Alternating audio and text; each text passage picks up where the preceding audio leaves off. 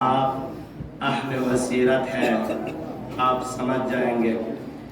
اور ہماری گفتگو کا سلسلہ امر بالمعروف نہی عن المنکر کا معاشرہ سازی میں کردار، اور یہ انتہائی اہم موضوع اس لیے ہے کیونکہ امر بالمعروف نہی عن المنکر پر تمام دینی احکامات کا جو قیام ہے وہ اس پر موقوف ہے۔ اب تک کی گفتگو میں ہم نے اس اہم فریضے کی اہمیت پر قرآنی دلائل، واقعات کی روشنی میں، تاریخی واقعات کی روشنی میں آپ کی خدمت میں عرض کیا کہ امر بالمعروف 3 قسم کے ہوتے ہیں۔ ایک قلبی طور پہ ایک امر بالمعروف، ایک لسانی زبانی طور پہ، اور ایک فزیکل عملی طور پہ، پریکٹیکلی فزیکلی، جس میں ممکن ہے آپ کو راہ خدا میں جہاد بھی کرنا پڑے، لڑنا پڑے، جان نشاور کرنا پڑے۔ تو عزیزان گرامی، اس مجلس کو نورانی کرتے ہیں نورانی مجلس، اس کو زیادہ نورانی تر کرنے کے لیے امیر البلغاء، امیر کائنات علی ابن ابی طالب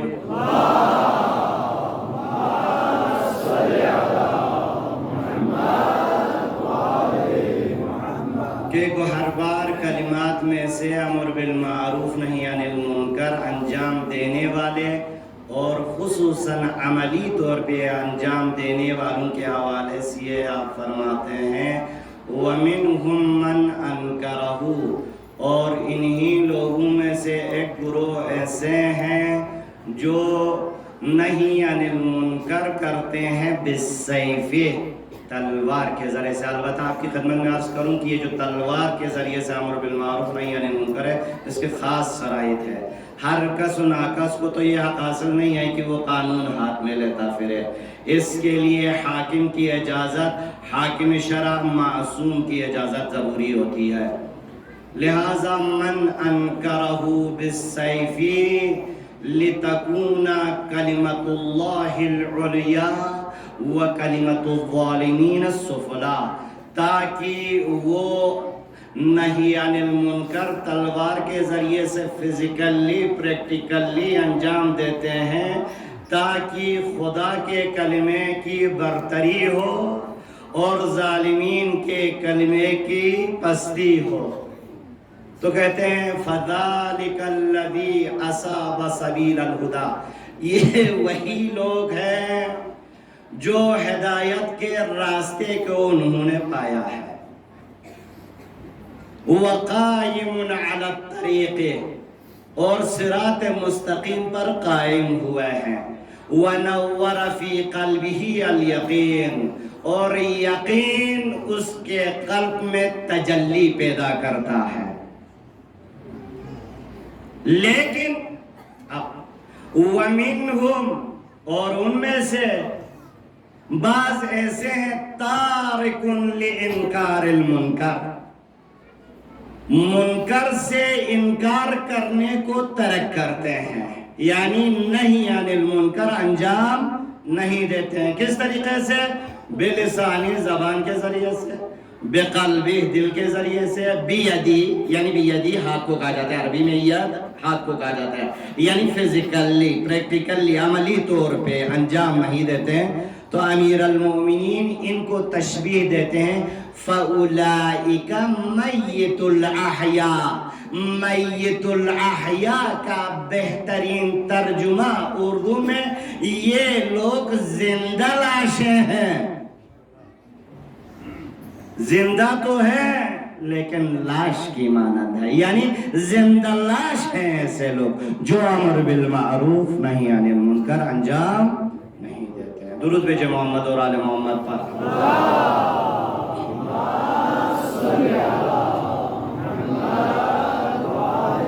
اب عزیزان گرامی، آج غور سے سنیں میرے عزیز جوان، آپ کے ذوق شوق کو سلام، آپ کے عشق حسینی کو سلام، آپ جس ولولے سے اس فرش اعضا پہ بیٹھتے ہیں، خدا کی بارگاہ میں دعا گو ہوں کہ خدایا اس عشق کو روز بروز اضافہ فرما، پروردگارا اہل بیت اور ہمارے درمیان جدائی نہ ڈال۔ عزیزان گرامی، یہ توفیق الہی ہے۔ گریہ کرنے آئے ہیں آپ، پرصداری کرنے آئے ہیں، اس فرش اعضا کو بامقصد طریقے سے انجام دینے کے لیے حسین کے مشن کو بھی سمجھ کے آگے جانے کی ضرورت ہے۔ بہت ہی حساس ہے یہ عزاداری، فرش اعضا ہمارے لیے انتہائی سینسٹیو ایشو ہے۔ یہ شیعہ قوم کے لیے عزاداری زندگی اور موت کا معاملہ ہے، یہ حیاتی مسئلہ ہے۔ اس پہ ہم کسی بھی صورت میں کمپرومائز کرنے کے لیے تیار نہیں ہے، یہ مسلم بات ہے۔ دنیا سن لے اور دنیا دیکھ بھی چکی ہے، یہ تو مسلم بات ہو۔ اب تک ہم امر بالمعروف نہی عن المنکر کے حوالے سے گفتگو کر رہے تھے، خصوصاً فقہی لحاظ سے، شرعی لحاظ سے جو شرطیں تھی، دو شرطیں، ایک اثر کا رکھنا، اور اثر آپ کی خدمت میں عرض کیا کہ ضروری نہیں ہے کہ فعلاً ہی اثر ہو۔ فرش اعضا اور نہضت آغا ابا عبداللہ سید سالار کے امر بالمعروف نہی عن المنکر کے بارے میں ہماری صدی میں ایک انقلاب آیا جس کا نام انقلاب اسلامی ایران۔ اس انقلاب کے بانی نے فرمایا، عزیز عزاداران ابی عبداللہ، کیوں ہم عزاداری پر کمپرومائز کرنے کے لیے تیار نہیں ہوتے ہیں؟ حضرت امام خمینی رضوان اللہ تعالیٰ علیہ فرماتے ہیں، ما حرچ داریم از محرم و سفر داریم، ہمارے پاس جو کچھ ہے محرم اور سفر کی وجہ سے ہے۔ درود بھیجے محمد اور آل محمد پر۔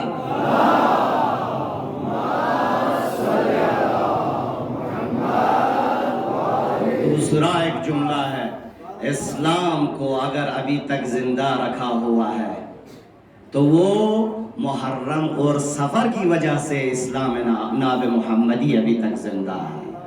عزیزان گرامی، تو یہ حساس ہے، یہ عزاداری، یہ مشن حسینی کا حصہ ہے، یہ تحریک حسینی کا حصہ ہے، یہ سلسلہ جاری رہے گا۔ یہ توفیق الہی سے ہم تک پہنچی ہے، توفیق الہی سے ہم شکر کریں خدا کی بارگاہ۔ تو عزیزان گرامی، اور اسی مشن کی وجہ سے، اسی تحریک حسینی کی وجہ سے آج دنیا میں ہم دیکھتے ہیں کہ اسرائیل جیسے یہودی اور دنیا میں ریاستی دہشت گردی کا جو سالار ہے اور دنیا اس کو سب سے زیادہ سپر پاور سمجھتی ہے، حسینی مکتب میں پرورش کردہ، پرورش پانے والے ایک مجاہد سید حسن نصر اللہ نے گھٹنے ٹیکنے پر مجبور کر دیا۔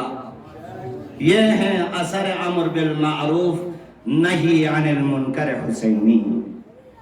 قدر کیجئے جوانان عزیز، نوجوانان عزیز، میری بہنیں، میرے سسٹرز، آپ نے زینبی کردار ادا کرنی ہے، آپ کی بھی ذمہ داریاں ہیں۔ گریہ ضرور کیجئے، گریہ سے کوئی ممانعت نہیں ہے، گریہ ایمان نے گریہ کیا ہے، زمین و آسمان نے گریہ کیا ہے، فرش سے لے کر عرش کے ملائک نے حسین پر گریہ کیا ہے، تو ہم کون ہوتے ہیں گریہ سے روکنے والا؟ یہ توفیق ہے جو آپ کو گریہ آ رہا ہے۔ حسین کے لیے اگر دل دھڑک رہا ہے، اگر آپ کے دل میں درد اٹھ رہا ہے تو قدر کیجئے اس درد کی۔ عزیزان گرامی، قدر کیجئے۔ درود بھیجے محمد اور آل محمد۔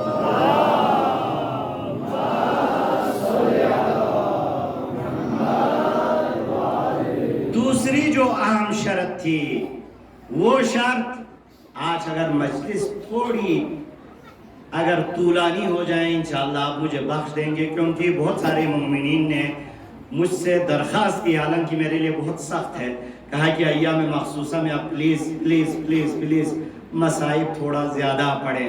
اور یقیناً مومنین، مومنات، عزاداران آج کل ذہنی طور پہ صرف گریہ کرنے کے لیے تیار ہوئے ہوتے ہیں، اور حق ہے، اور آپ کو گوارا ہو یہ گریہ، آپ کو گوارا ہو یہ گریا۔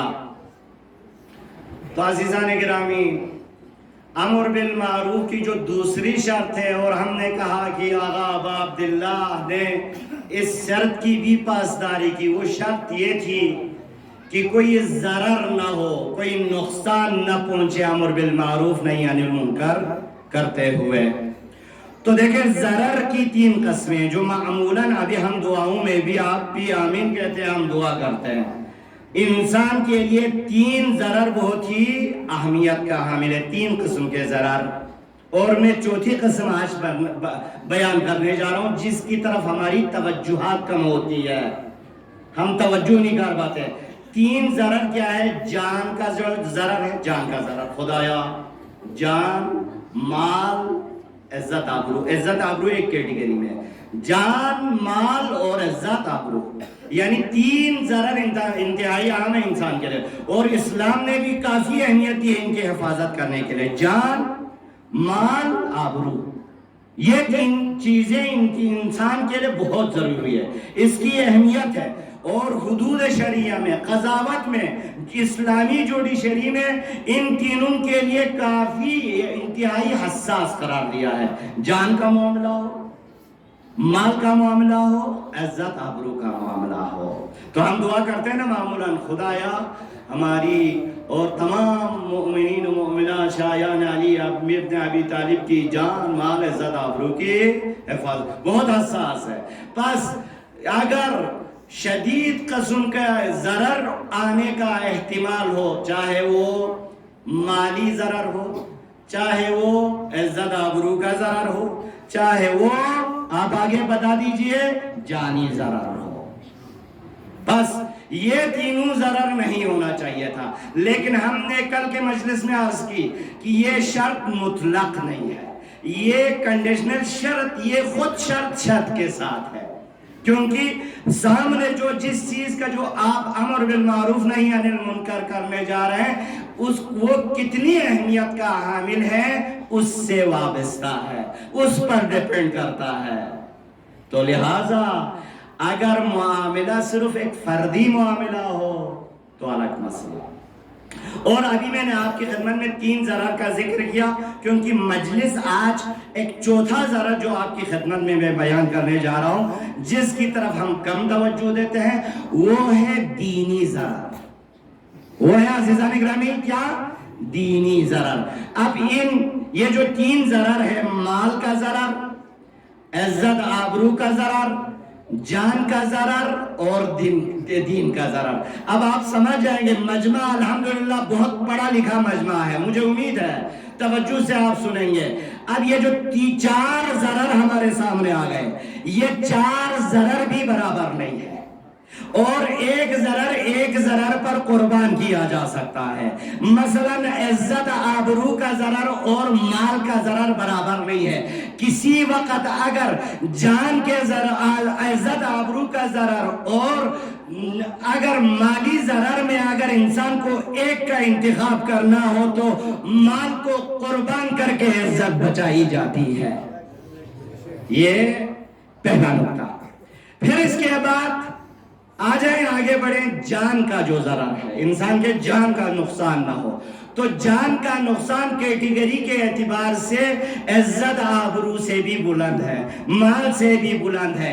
ایک دفعہ اگر انسان کی جان کو خطرہ ہو اور اس کو مال اور عزت کی قربانی دینے پڑے تو اس کو دینا ہوتا ہے، تو جان اس سے اوپر۔ اب یہ جان ہے جو ہر کسی کے لیے سب سے زیادہ عزیز ہے، جو ہر کسی کے لیے سب سے زیادہ عزیز ہے عزیزان گرامی۔ تو یہ جان 3 ضرر۔ اب جو ایک چوتھا ضرر ہے کہ دینی ضرر، اگر کہیں پہ دین کو خطرہ ہو، دین مٹ رہا ہو، حلال خدا حرام میں بدل رہا ہو، حرام خدا حلال میں بدل رہا ہو، ایک شخص ہے جو علناً فسق و فجور پھیلایا جا رہا ہے، ممکن ہے وہ شخصی دین کو بھی ضرر ہو سکتا ہے اور خود دین دین کو بھی کلن ملیامت کرنے کا خطرہ ہو تو اس وقت جان کی کوئی حیثیت باقی نہیں رہتی.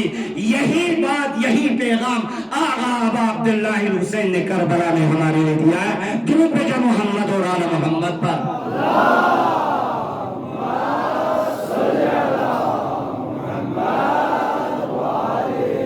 توجہ سے میں آپ کو قدم بقدم مقصد کی طرف لے کے جا رہا ہوں، مرحلہ مرحلہ میں آپ کو آگے بڑھا رہا ہوں.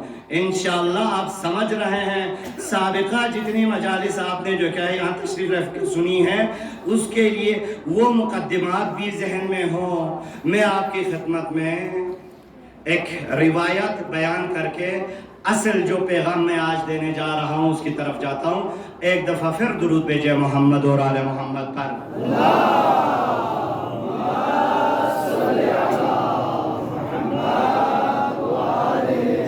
یہ روایت ہماری مستند شیعہ مستند کتابیں ہیں. جیسے مثلا ہمارے برادران اہل سنت کے ہاں مستند جو احادیث کی کتابیں ہیں وہ 6 ہیں جن کو صحاح ستہ کے نام سے جانے جاتے ہیں. ہمارے پاس کتب اربعہ ہے، 4 کتابیں ہیں. اصول کافی ہے، من لا یعذر الفقیہ ہے، تہذیب ہے، استفسار ہے. ان کے جو مؤلفین ہیں ان کو شیوخ ثلاثہ کے نام سے جانتے ہیں. شیخ محمد یعقوب کلینی اور شیخ صدوق، شیخ محمد صدوق، اور اس کے بعد شیخ توسی، ان کا نام بھی محمد ہے. آپ دیکھیں کہ تینوں جو 4 کتابیں تالیف کرنے والے جو 3 رائٹرز اور مستند علماء ہیں، تینوں کا نام محمد ہے. درود بھیجو محمد اور آل محمد پر.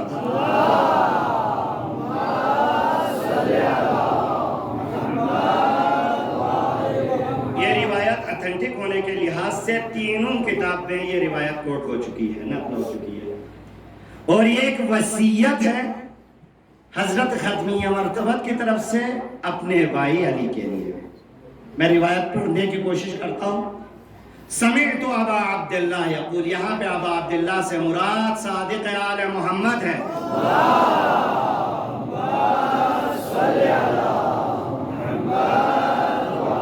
آپ نے فرمایا کان فی وصیت النبی صلی اللہ علیہ وآلہ وسلم لعلی، نبی کی وصیت علی کے لیے اس میں یہ بات تھی. ان قال، یعنی نبی نے فرمایا یا علی، اے میرے بھائی علی، اوصی کا فی نفس کا بخصال، چند خصلتوں کے بارے میں آپ کو وصیت کرتا ہوں. فاحفظھا عنی، میرے طرف سے اس کے پائبند رہو اور اس کی حفاظت کرو اور اپنے نفس کو اس کے پائبند کر دے. فلولا، علماء یہاں تشریف رکھتے ہیں، سب سے جو پہلی وصیت ہے وہ ہے فصدق، سچائی. ہمیشہ سچ بولو، سچائی کے پائبند رہو.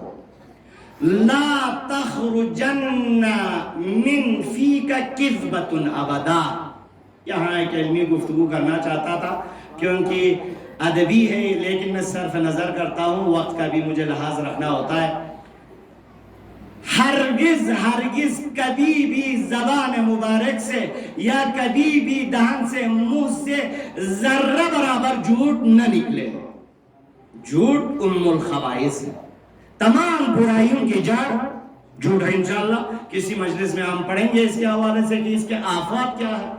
جھوٹ سے ہم کتنے جو کیا ہے اس کو نظر انداز کرتے ہیں. جھوٹ کے حوالے سے ذرہ ذرہ ہم جو کیا ہے کسی کو بیوقوف بنانے کے لیے یا کسی کو جو کیا ہے کسی کام سے آ کر جو کیا ہے فرار اختیار کرنا ہو تو وہاں پہ بالکل آسانی سے ہم جھوٹ بول دیتے ہیں.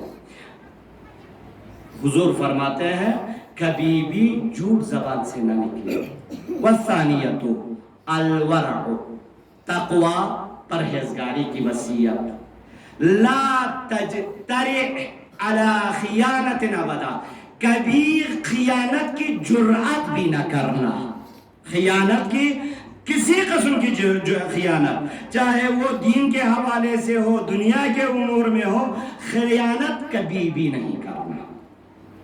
والخوف من اللہ عز ذکرہ، خدائے عز و جل کا خوف رکھنا، کأنک تراہ، خدا کا خوف اس طرح رکھنا، عزیزان گرامی، خدا کا خوف اس طرح رکھنا گویا ہمیشہ تم خدا کو دیکھ رہے ہو۔ اللہ اکبر۔ اگر انسان کے نفس میں، انسان کے اندر یہ کوالٹی آ جائے کہ ہمیشہ بقول امام خمینی ما ہمیشہ در محضر خدا ہستیم، ہمیشہ خدا ہمیں دیکھ رہا ہے، ہمارے اعضاء و جواری CCTV کیمرہ ہے، یہ جو زمین ہے کل ہمارے خلاف گواہی دیں گے، تکلمنا ایدیہم وارجلہم بما کانوا یکسبون، سورہ یاسین میں ہے نا کہ کل قیامت کے دن آپ کے یہ جو ہاتھ پیر ہیں آپ کے تمام اعمال کی گواہی دیں گے۔ اگر یہ اعتقاد، یہ بلیو انسان میں آ جائے تو برائی کی طرف دیکھے بھی نہ۔ درود بھیجے محمد اور آل محمد پر۔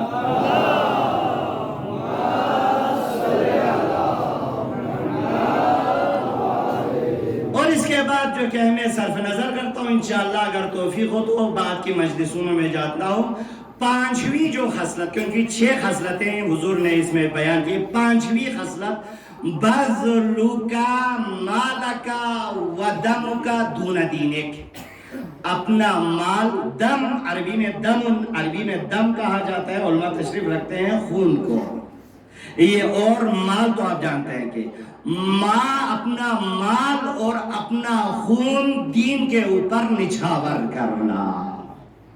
وہی جو آپ کی خدمت میں عرض کرنا چاہ رہا تھا کہ دین اتنا اہم ہے عزیزان گرامی، اور دین میں اگر خرابیاں پیدا ہو، دیکھیں ضرر دینی 2 قسم کے ہوتے ہیں، آپ خود ضرر دینی کو بھی ہم جو کیا ہے تقسیم کرتے ہیں، ڈیوائیڈ کرتے ہیں 2 قسموں میں۔ عزیزان گرامی اگر کوئی سو رہا ہے تو ان کو بیدار کرنے کے لیے بابا سے بلند صلوات۔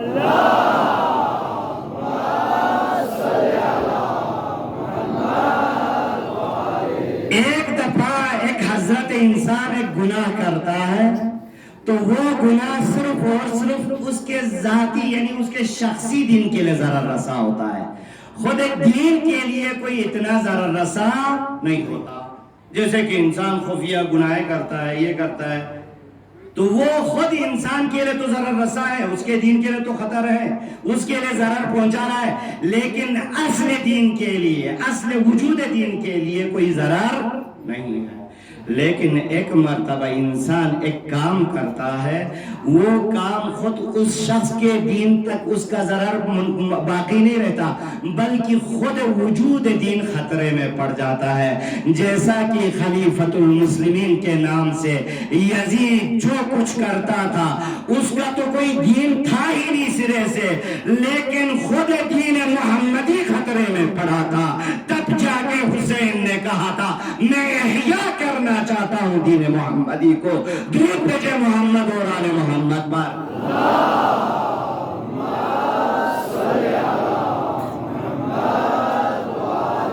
بس بعض مرتبہ ہم ایک کام کرتے ہیں، شاید لاشعوری میں بھی ہم ایسا کام کر جاتے ہیں جس کی وجہ سے وہ دین داغدار ہو جاتا ہے، مکمل سسٹم خراب ہونے لگتا ہے۔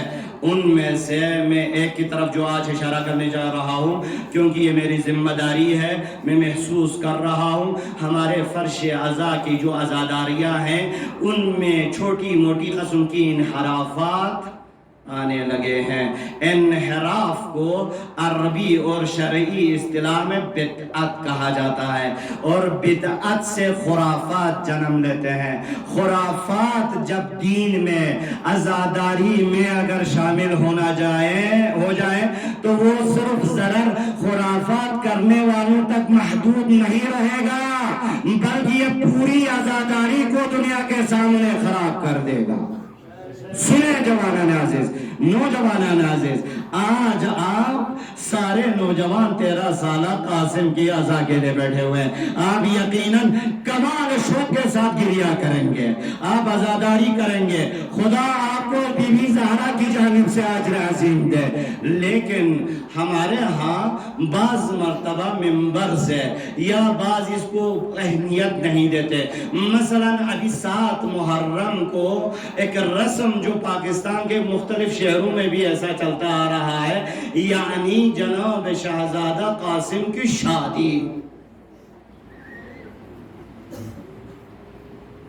مجھے آج تک کسی مستند کتاب میں جناب شہزادہ قاسم کی شادی کے حوالے سے کوئی سند یا کوئی مواد نہیں ملا.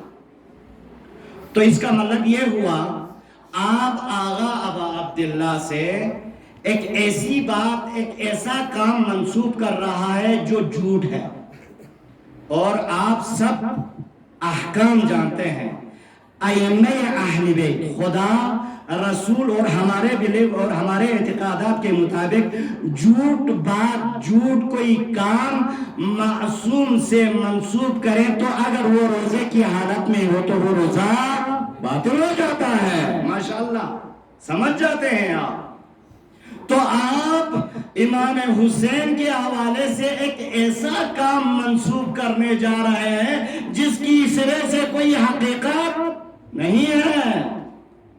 حضرت آزادارہ نے ابی عبداللہ سے اس بات کو نوٹ کریں. یہ تمام بزرگ علماء نے لکھا ہے کہ ایسا کوئی کام وہاں پہ ہوا نہیں ہے. وہ ماحول ہی ایسا ماحول نہیں تھا. اور ایک تو قاسم تو ابھی نابالغ بچہ تھا, وہاں کیا مجبوریاں تھی. وہ مشن ہے, وہاں پر اعداء ہے, وہاں جنگ کی تیاریاں ہیں. میں مکتب اہل بیت کے علماء سے بھی اس پلیٹ فارم کے ذریعے سے عرض کرنا چاہتا ہوں کہ اس حوالے سے لوگوں کو آگاہی دے. شاید بہت سارے نیک نیت سے کرتے ہیں, بہت سارے اس کو اچھا سمجھ کے کرتے ہیں, عزاداری کا حصہ سمجھ کے کرتے ہیں, اور بہت سارے شاعر جو فرش عزا کے حوالے سے مرثیے اور نوحے لکھتے ہیں. اور یہاں پر میں ہمارے جو نوحہ خان حضرات ہیں, مرثیہ خان حضرات ہیں, آپ کو سلام ہو. آپ کا بہت بڑا مقام ہے. آپ اس توفیق الہی پر ناز کریں اپنے آپ پر کہ آپ نوحہ پڑھنے والے ہیں, لیکن خدا را نوحے کی شاعری پر توجہ کیجئے. مبادا ایسی کوئی بات ان ذوات مقدسہ سے منسوب نہ ہو جو ان کے شایان شان نہ ہو. عزیزان گرامی, عزاداران ابی عبداللہ, آپ کی خدمت میں نے عرض کیا کہ ہمیں باشعور عزاداری کرنی ہے. اور دیکھیں نا, بدعت کے مقابلے میں ہے سنت. سنت کس سے کہتے ہیں؟ سنت میں آپ آج کو کیونکہ انفارمیشن بھی آپ کو جو کیا ہے مل جائیں گی. سنت کہا جاتا ہے قول معصوم, فعل معصوم, تقریر معصوم ہماری اصطلاح میں فیشیہ, یعنی مطلب معصوم کا جو قول ہے وہ, اور معصوم کا جو عمل ہے وہ بھی, اور معصوم کی تقریر. تقریر سے مراد یہاں پر یہ نہیں ہے کہ ممبر سے معصوم تک نہیں, تقریر سے مراد یہ ہے کہ معصومین کے سامنے کوئی عمل ہو جائے, کوئی عمل کرے, معصوم خاموش رہے تو یہ سمجھا جائے گا یہ کام جائز ہے. بس جو بھی چیز معصوم کے قول, فعل اور تقریر سے ثابت نہ ہو وہ بدعت کہلاتا ہے. اور بدعت اگر انجام دے دے تو وہ پورے دین کے لیے ضرر رسا ہے. لہذا بدعت مٹانا ہی عزاداری کے پیغامات میں سے اہم پیغام ہے. درود بھیجو محمد اور آل محمد پر.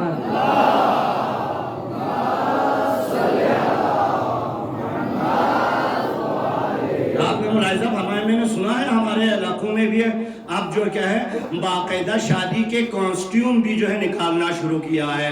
مہندی نکلنے لگتی ہے. کاسٹیوم سے مراد جو دلہا کے لیے جو لباس ہوتا ہے, صحرا ہوتا ہے. اور پچھلے سال آپ سب جانتے ہیں, پچھلے سال پنجاب میں کہیں پہ شاید تھا, باقاعدہ دلہن کو کاسٹیوم کے ساتھ جلوس اعزا میں دلہن بنا کے, وہ دن قریب نہیں ہے.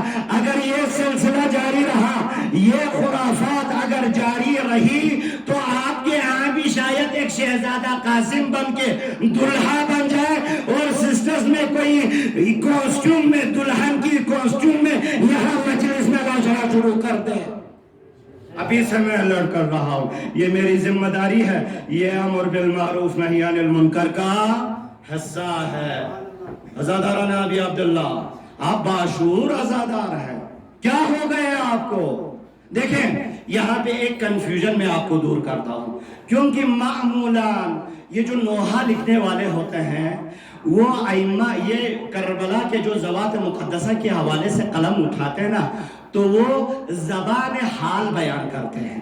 کیا کرتے ہیں؟ زبان حال. یعنی نوحے میں جو کچھ پڑھا جا رہا ہے ضروری نہیں ہے کہ وہ آغا ابو عبداللہ نے فرمایا ہو یا زینب کبریٰ نے فرمایا ہو یا جناب ام کلثوم نے فرمایا ہو یا جناب سکینہ نے فرمایا ہو. نہیں, ضروری نہیں ہے. زبان حال لکھتا ہے شاعر اپنے احساسات سے. اگر وہاں پہ میں مرثیہ پڑھتا یا سکینہ مظلومہ کی زبان سے میں اگر مرثیہ لکھوں, لہذا جو اہل تشیع کے شعراء حضرات ہیں ان کی خدمت میں بھی میں عرض کروں گا کہ 1000 بار احتیاط سے زبان حال لکھا کرے, کیونکہ بعض مرتبہ زبان حال ان ذوات کے شان لائق, ان کے شان کے لائق نہیں ہوتے ہیں. لیکن زبان حال معمولاً نوحے سارے دلسوز ہوتے ہیں اور عقل کے قرین عقل میں اس کا انکار نہیں کرتی ہے. قرین عقل ہے, روایات قرآن و سنت کے خلاف کوئی بات نہیں کر رہے, جیسا کہ ہمارے اکثر نوحے اور مرثیے ایسے ہی ہوتے ہیں, لہذا اس میں کوئی برائی نہیں ہے.